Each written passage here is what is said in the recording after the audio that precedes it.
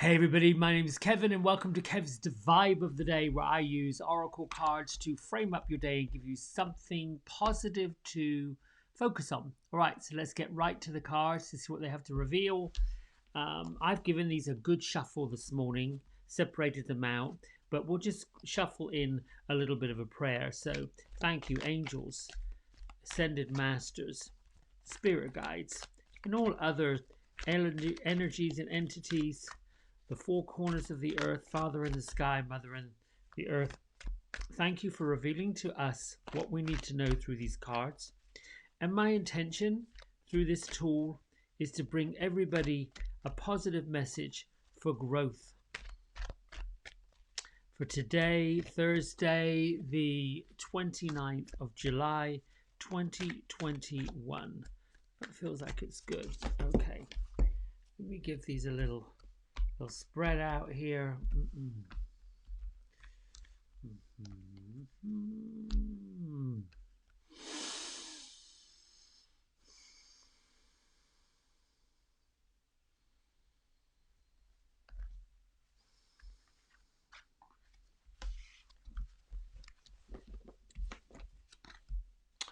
Composure. Aha, I like this card too.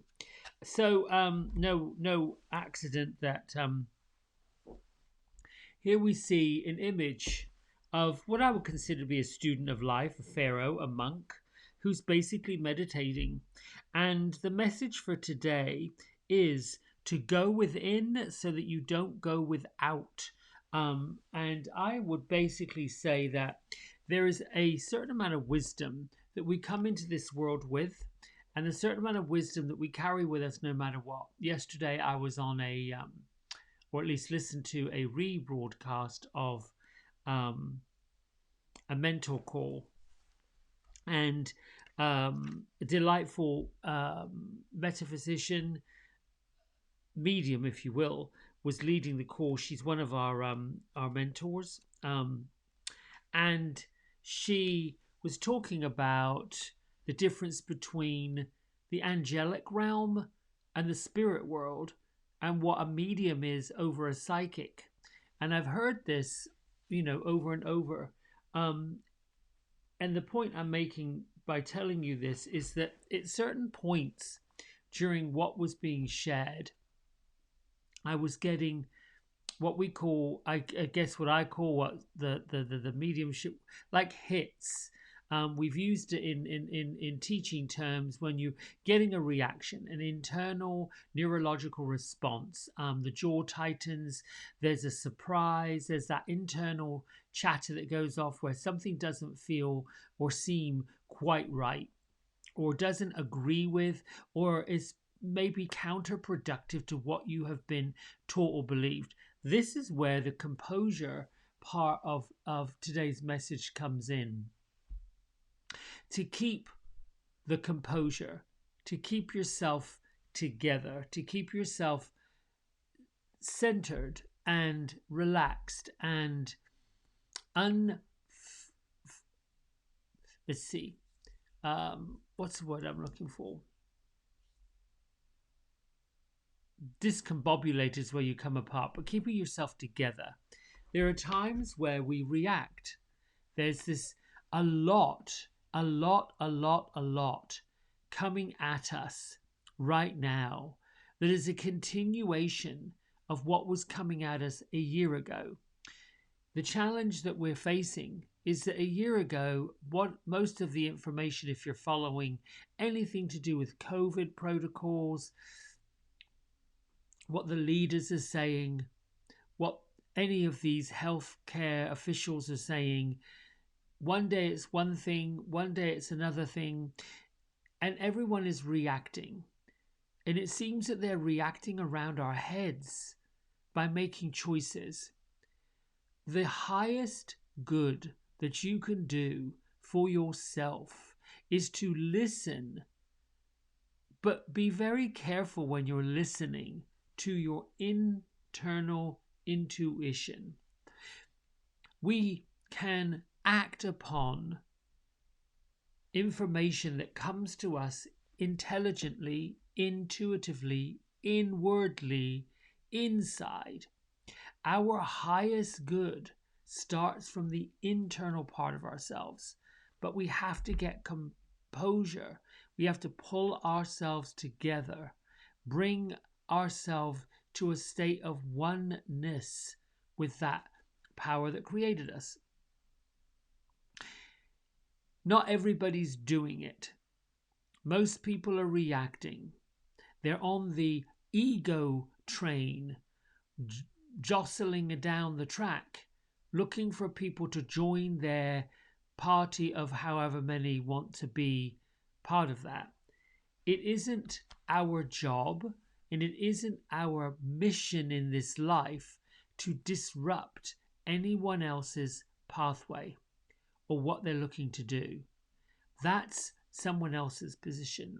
All we can do is stay centered, relaxed, composed, and seemingly let all of the debris that's filtering around us settle where they can. Offer compassion when you need to, offer support when you need to, listen generously. You'll know when your internal dialogue and your ego is taking over is when you come out of composure, when you are losing yourself in the drama, the mayhem, the nonsense. You only have to go out to a main highway and look to other motorists to see that there is an increase in aggression on the road, an increase in not getting where we need to be, an increase in anxiety. What I want to share with you is that's coming from a place of fear. And fear, whether you're an animal, a human being, a child, an adult, an elder person, fear is going to create a strong reaction. Dogs will bite out of fear. All animals will attack out of fear. Snakes are going to rise up and get you if they're fearful of you. So the best thing we can do with fear in others is to calm them, is to let them know that you're not a threat, that you're not going to challenge them, that you're going to just keep your composure and keep yourself together. I'm hoping that this is making sense to you. It's quite something. Step into the energy of what we call equanimity. It's a Zen-like state where we refrain from reacting to any situation of fear or separation. So the angels are surrounding you with divine light and helping you feel guarded, guided, and encourage you to recognize that there's an incredible force of love within you. So perhaps for today, maybe the rest of the week, you retreat, reflect, get some composure before moving forward. Take the time to ask your spirit guides, your angels, as you compose your thoughts and get your energy basically neutralized out. You know, the divine hand of God works in every single situation. So we have to know there's no need to worry about anybody else's karma affecting us. Refuel and regain the composure. So that one word, you can write it down, composure. How do you find your composure? And even when we come to, I don't know why I'm adjusting my sleeves, fiddling.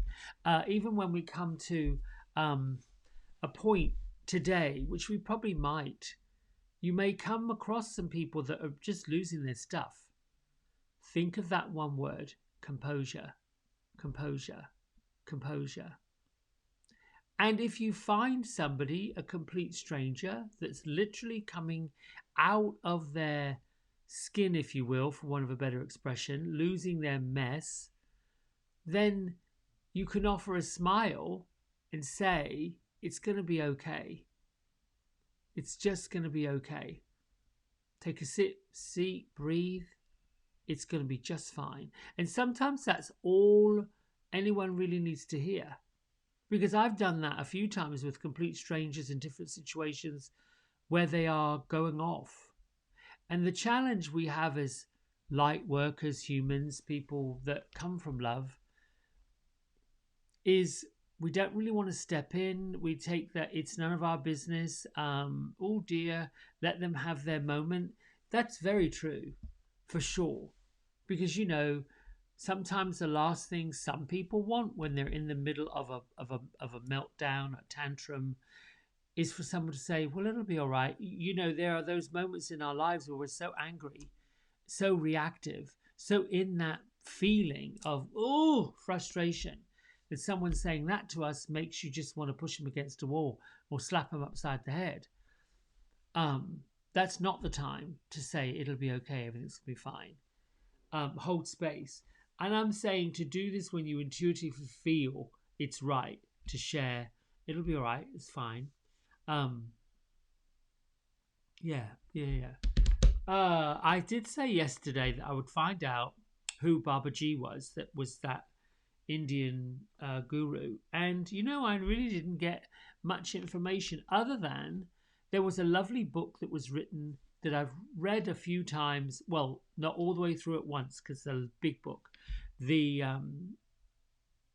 autobiography of a yogi by a man called Paramahita Yogananda. Paramahita Yogananda came to the Western world late 1800s, early 1900s to bring the word of the divine to Westerners. In other words, a little bit of Hindu knowledge, if you will, to share the information that the way that the Eastern philosophy works is that you bring the divine as part of who we are. The divine is in us. The divine exists within us, and that we don't necessarily need to seek just the counsel of at some point the what's the word I'm looking for?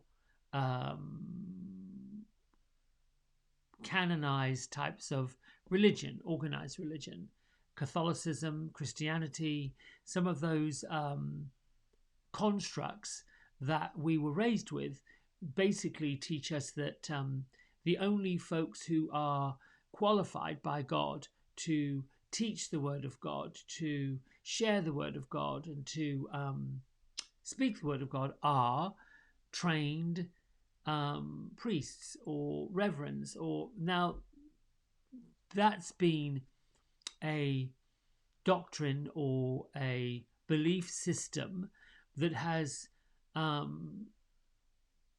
transgressed through centuries. It's passed on.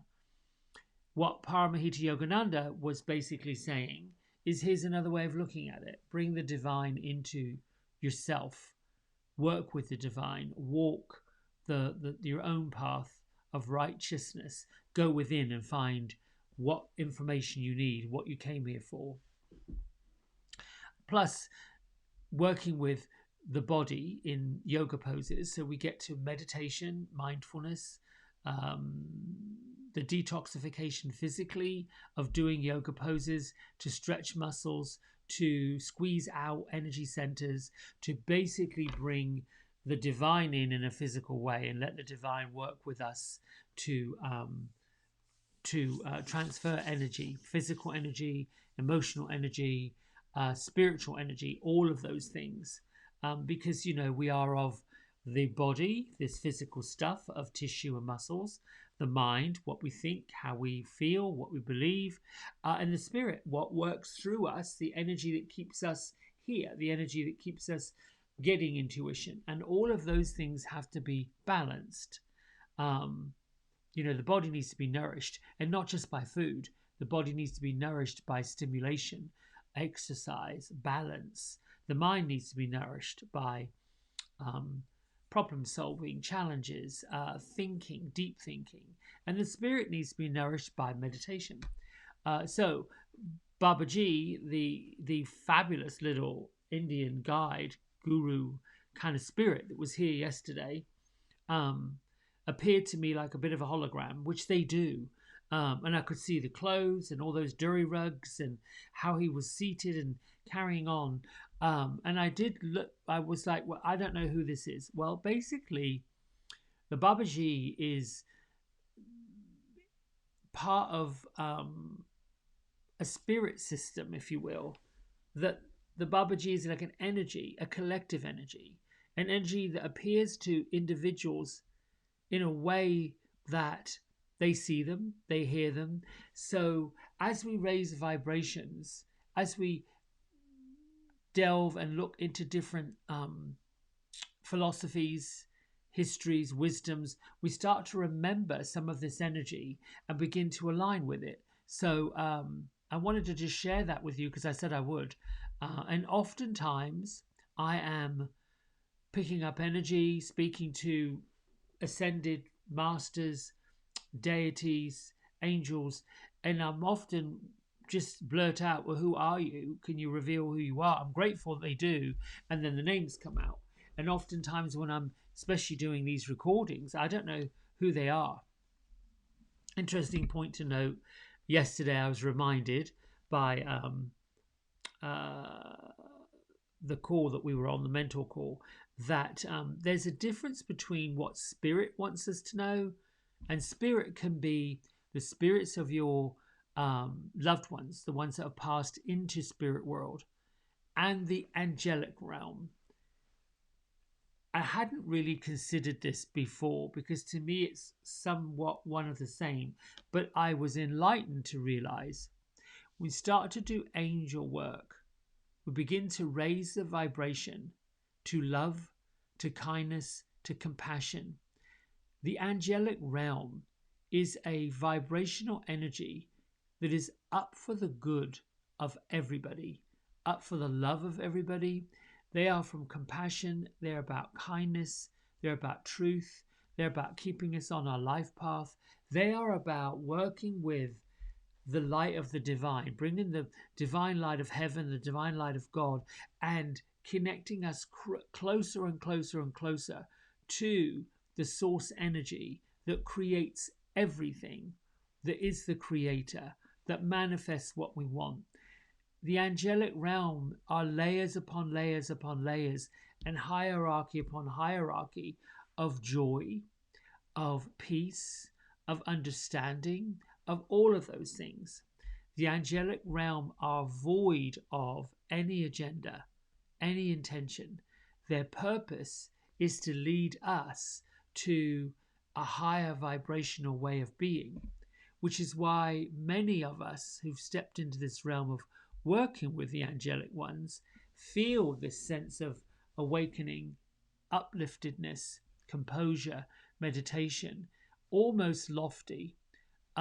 Whereas those entities that have moved into spirit, that have chosen to be our spirit guides and will come to us whenever they've got a message and are willing to share that message to those of us that are willing to be open to it. Mediumship, I call it, working with being a spiritual medium. And I got clear that those energies and those spirits are the ones that have a message. They've got an intention. They want to tell us something. They want to impart a message to their loved ones. They want to come and say something. They are working on the other side of the veil to bring knowledge, information, sometimes advice. What I'll say about those entities and those energies, which I like working with, the personality, the true essence of who they were in life is who they are in the afterlife. The soul, the spirit of a person doesn't necessarily change unless the soul and the spirit of the person needs to change and make an adjustment. And this is really important for you. When you come into an incarnation such as this, the purpose is to walk a path and also leave that incarnation better, lifted, more so than you were when you entered in. So if you think about the continuation of life, we get to resurrect after we've died as whatever we were in order to make the corrections we need to make, to work on ourselves, to be better people, to help wherever we can help. And so all these things are elevating us in the spirit world. It's a joyful thing to do. You know, I hear people say, I don't ever want to come back and do this again. Then something's off, because we are always here to have this fantastic life, to live this wonderful life, to have and manifest the magic and the miracles that we truly are. That's the payoff of being in an incarnation. The free will and the choice. This physical body that can do things, that can make things happen, that can move things with a movement. So I'm hoping I'm making sense and it's not gone off cattywampus into this ditch of craziness. So I had to get clear with how all this works. I'm not new to it. I've just sort of taken it for granted that, oh, yeah, you feel like an angel. Oh, yeah, you feel like a relative of somebody. What we should be doing is lining up our intention. Now, I believe everybody knows how to do this. Everybody knows how to tap into their intuitive skills, their other skills, their higher skills, the clairvoyance, clairaudience, clairsentience, claircognizance. There's a lot of them where we get to smell, taste, touch, feel, see, hear things that represent the physical but are not the physical. Things that we feel, see, hear, messages, things, thoughts on the inside that we recognize. Those are the messages that are coming from the spirit world around us. There was one other group of, then the last and final piece of this, which I'll explain, is psychics. Now, a psychic is a person who works peer to peer, person to person. It isn't involving so much spirit, although it can. It is just a feeling. It is an intuitive feeling that the reader, the person doing the reading, is using their own interpretation of what they're feeling, what they're seeing, and interjecting it to the seeker, the one looking for the information. For me, personally, I would call myself a spiritual medium because I've done this for so long, it's just natural to me. I never really kind of bought into this whole psychic thing. Not because I don't believe that I've got psychic abilities, but it just felt a little bit weird, strange, odd. You know, I can pick up an object. Now, this is a crystal, amethyst. Amethyst works with all of this upwards. If I want to clear that part of my body, I can place an amethyst basically right here at the throat. I can picture the violet light, which works with the crown of the head, which works with bringing in the information from the other side. I can work with a quartz crystal. That's a pretty powerful crystal, and place it, you know, in my solar plexus to open that area. So the crystals are sort of like, okay, I'm feeling like I need to open this part of my chakra. What crystal do I grab and go to? That's what I learned. When you're reading a crystal ball, there's really, from a psychic point of view, I'm talking about psychics now, there's really no difference to staring into a piece of polished glass that's in the shape of a sphere, or, for example, this is a quartz crystal that was mined. It has all these inclusions in it. Now, I can turn it around this way and I get kind of that cloudiness of it.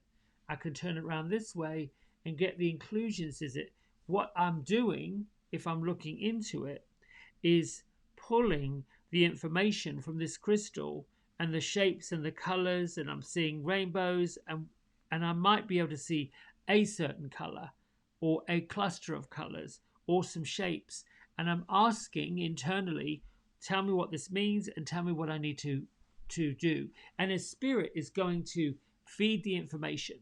So the spirit's working through the crystal, through me, to whoever wants to find that out. I think that's part of spiritual mediumship. I'm trying to give an example of what a psychic might do. They might work with playing cards. They may work with their own intuition. Folks who are looking to develop the psychic skills may decide to do, you can put objects in an envelope and get several envelopes and put them in a drawer, and then pull out the envelope and feel what's in this envelope and what do I get, without denouncing psychics or the psychic gift, if you will. Sometimes it feels a bit like parlor tricks or trickery, but that's not going down the road of denouncing it or giving it something, that's more or less in the entertainment field, if you will. There are people that come to psychics for some fun, to see, what you see, what you feel, what you get. Then there's the mediumship, where there's a specific message that spirit wants this person to know. What I do, my intention with doing any of this, is I want to improve what happens to somebody, how somebody feels about their life, their pathway, to unravel any tangles, any knots, anything that they need to know, whether it's from the angelic or whether it's from the spirit. And many folks right now are looking to find out why this is happening, why that is happening, if they're going to get this, if they're going to get that, what should they do, what shouldn't they do. What I will say about this is my intention is for the highest good and the growth of other people. It isn't to lead them off on some wild goose chase. My intention is to open myself up and connect with the spirits who are of the highest good for other people. I'm not interested in people, places, situations, stories of drama, negativity. That's what soap operas are for. I'm not interested in a lifetime soap opera. And I'm hoping this is making sense. And I've got my grandma, it's just saying, yes, you're making perfect sense. Now stop. So there we go. I like listening because they tell me, okay, you've done enough. Now stop. And I've talked for nearly 30 minutes. Let's read from this and then meditate. Read from this. Melody Beattie, Journey to the Heart, a fantastic book written in the 1990s by a woman who took herself off on a one-year sabbatical and journaled, blogged, if you will, spoke about her journey, and there's a lovely affirmation every single day, a message that comes from every day, which oddly enough lines up with the cards for some reason. And these feathers I have as bookmarks, they're what I find along the way. I found another one a couple of weeks ago that's very much like this one here. It feels to me like an owl feather, hawk feather, but I use them as bookmarks. Okay, we are 29th of July. What's your handicap? What's your handicap? The golfer asked his partner. My childhood, said the companion. Some handicaps are physical, certain limitations placed on our bodies. Other handicaps are emotional, burdens of heartache from sadness or abuse. Others may be dealing with current issues, perhaps facing a terminal illness or grieving an incomparable loss. After losing my son, I found myself at a point where I simply could no longer stand the agony of waiting for my pain to disappear. I knew all my life I would miss him, and I became absolutely despondent. There's no way out of this, I thought. I'm spending my life waiting for this pain to disappear. so I can imagine living my life again, but the pain never will disappear, and I'll never begin to live my life again. That's when a gentle idea began to change my life. I began to understand that I was living and working with a handicap. The loss would always be there. The pain and heartache would always be present. I could accept that, treat it as a handicap, and within that framework, go ahead and live my life once more. The moment I made the decision, my attitude and perceptive changed. I was able to go on, able to move forward. Many of us are living with handicaps. Some will change over time, but others won't. If that's the case, stop waiting for your handicap to disappear. Instead, decide to live with it. Work around it. Treat yourself with care and gentleness. Allow yourself to feel and experience all the limitations and emotions of your present situation. Accept them. Let them be part of you, part of your experience. Despite living with a handicap, go ahead and treat yourself to life. Oh, I love that. Go ahead and treat yourself to life despite your handicap. You know, there's a lovely saying, let your pain become your purpose, let your mess become your message, and the words you say creates the world and the way you go forward. Emotional pain, physical pain, distress, that I call it notch in life, where something dramatic happens that we're not able to move past, that every time we think of a person, a place, a thing, or a situation, those emotions roll back in. And the egoic mind wants to shove them somewhere, push them somewhere, mask them, cover them up, not talk about them. And indeed, we're a culture where we don't want to impose pain or suffering on anyone else. So we tend to skirt around issues, don't want to talk about them, because we're fearful that the person we want to talk to about this might blow up, might have a problem, or we'll be put into an awkward situation we can't get out of. That's on us. But when we are facing pain, and it does roll back around, particularly the loss of someone close to us, I think loss is loss. It's unexpected. It's devastating, and grief is that. It's a year-long journey because it remembers that a year ago this was going on and that was going on, and then there's all the what ifs, whys, wherefores. And there's a great deal of pain. It's there for a reason. Not that we are walking through life to experience it, but it's a burning off, a releasing, a letting go of something that needs to go, that needs to be let go. I don't know what that is. Many people, when they come to a place of grief, of devastation, of disaster, of something dramatically that changes the course of what happens next, turn internally, get quiet. They back off, they disconnect and retreat, which is what composure is about. In those instances, the rest of us, because we're of that same energetic vibration, are able to intuitively know what this person needs. If your intention is for the highest good of yourself and others, you'll intuitively be guided for the right thing to do or say or be or show up.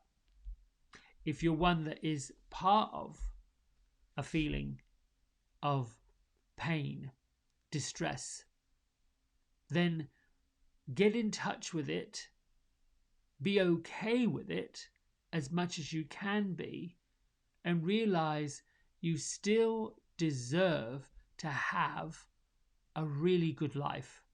You still deserve to treat yourself to life, to keep going.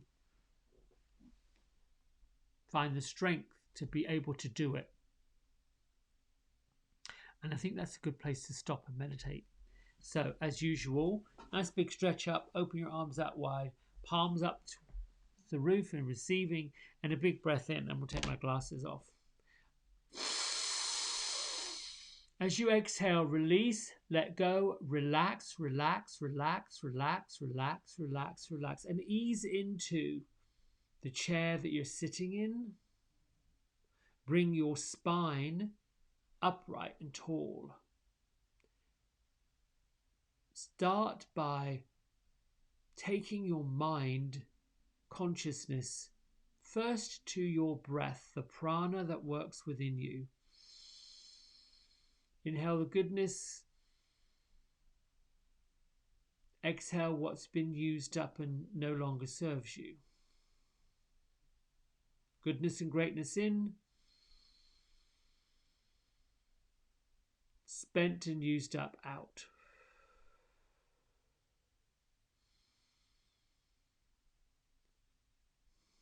Develop a rhythm of your breath. Be consciously connecting every inhale and every exhale. Simple, easy. Focusing your mind on the depth of your breath, the quality of your breath, the movement of your breath with your physical body is connecting you directly to your central nervous system. The more energy in, the more relaxed you're able to feel and be.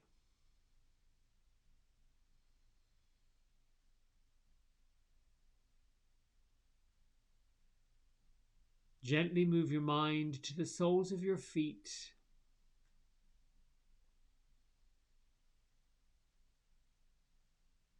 Imagine that your feet have copper roots, rooting down, reaching for the crystalline layer of Mother Earth. And it's here that we say our prayer. Thank you, Mother Earth, for supporting my life and giving me a place to live. Thank you for absorbing, transmuting, and transforming all my worries and woes into wonderful experiences of manifestation, into courage. And bring the power of light up through your feet. And see the light casting itself through the tops of your feet into your shins. Let the light rise up, the power of light rise up through your right leg. Begin with your calf muscle and your knee into your thigh and your hip, your right hip.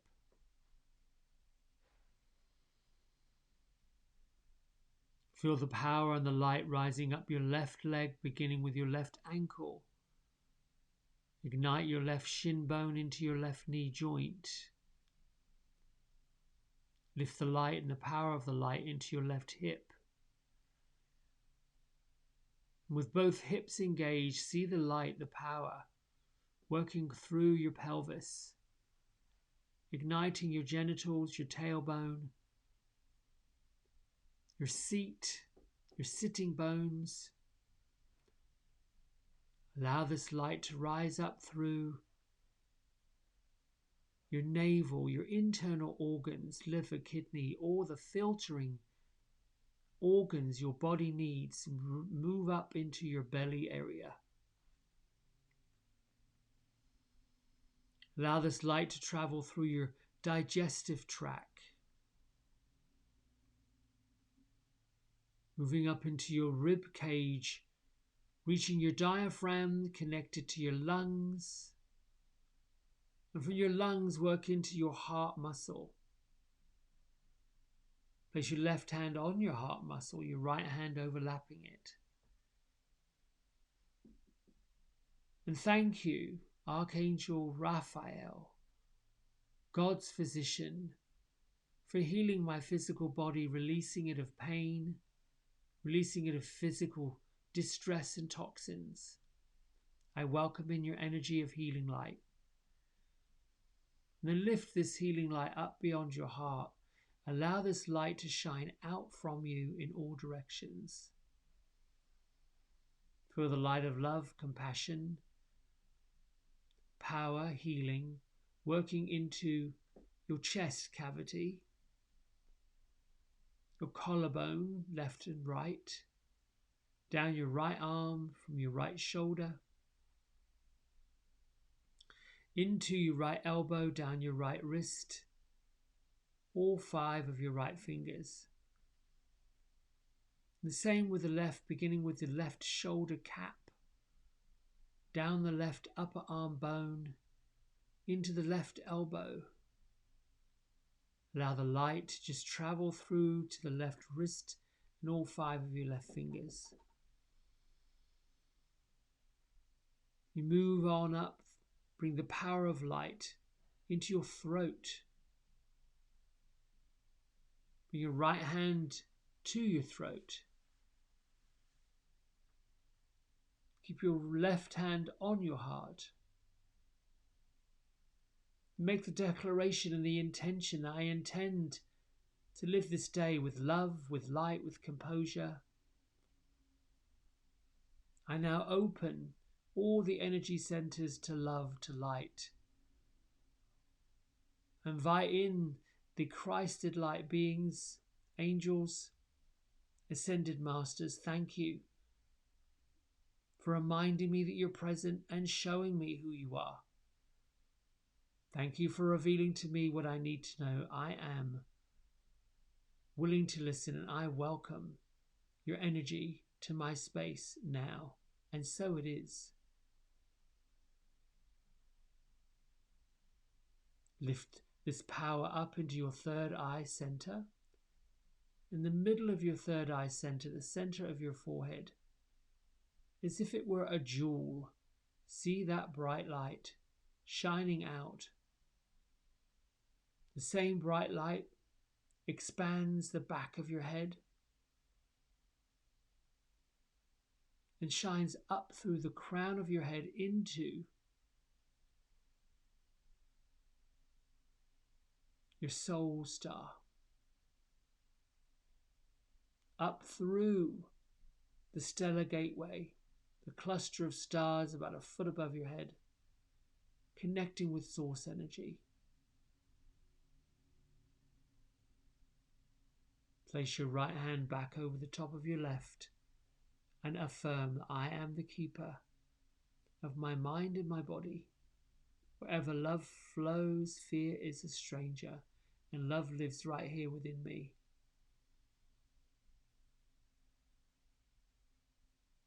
Now, with your body filled with healing light, you are a beacon and a bridge between source energy of the angelic realm. The divine light of heaven now works within you, through you, out from you. And the divine love of heaven is returned to you, multiplied. Allow yourself to breathe. Breathe in the light. Breathe in the love. Radiate from the inside of you outward.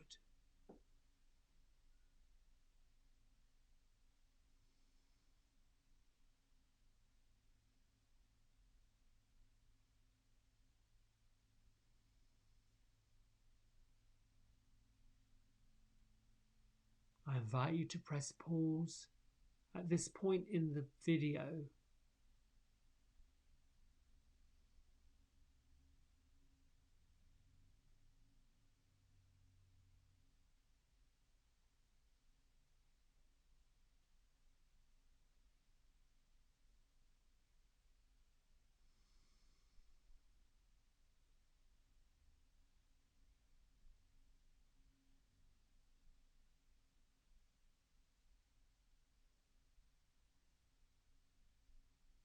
When you feel ready and complete, bring your hands to prayer at the center of your chest.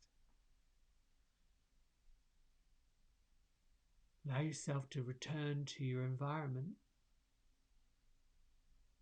Keep the feeling of love and power and the light.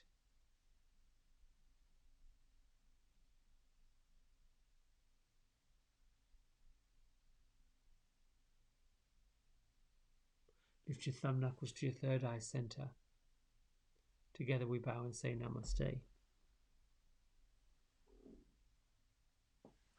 Thank you, my friends. That was enjoyable. And I hope that the explanation helped you.